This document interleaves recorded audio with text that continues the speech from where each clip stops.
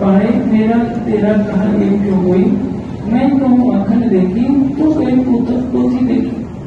मैं जो कुछ कहता हूँ आत्मचक्षुओं से देख कर करता हूँ और तुम ग्रंथ को पढ़ करके करते हो, लेकिन तुम ग्रंथ के रस को नहीं जानते। ग्रंथ के रस को कौन जानेगा? जो समाधि अवस्था में स्वयं बैठे और करती है।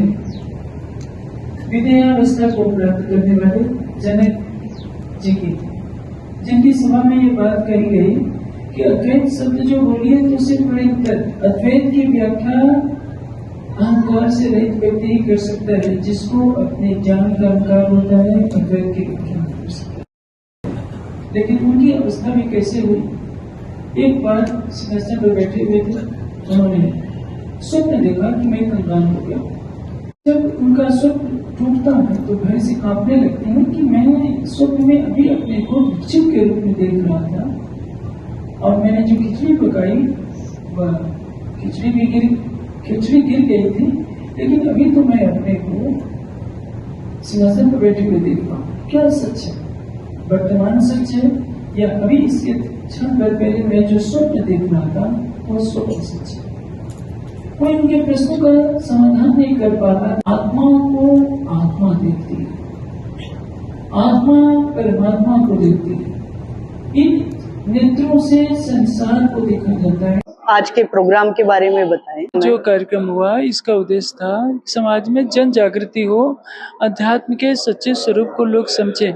आजकल अध्यात्म का अर्थ जो है बस केवल बड़े बड़े भंडारे करना, बड़ी बड़ी जुलूस निकाल देना या नाचना कूदना नहीं है। अध्यात्म मनुष्य को मानव बनने की प्रेरणा देता है कि मनोर्भव, वेद ने कहा कि मनोर्भव, और तत्पश्चात उसमें देवत्व का विकास हो, उसके पश्चात वो ब्रह्म तत्व को जाने और परमात्मा को जानकर ब्रह्मविदो ब्रह्मेव भवति का लक्ष्य प्राप्त करें। अध्यात्म के सच्चे ज्ञान को फैलाने ही हमारा लक्ष्य है और इसी के लिए भव्य रूप में जो आपने कार्यक्रम किया है उसके जरिए आप उन युवाओं को क्या संदेश देना चाहेंगे जो अपने धर्म के प्रति आगे जागरूक हो? एक नीति में कहा गया है कि धन गया तो कुछ नहीं गया, लेकिन चरित्र गया तो सब कुछ चला गया।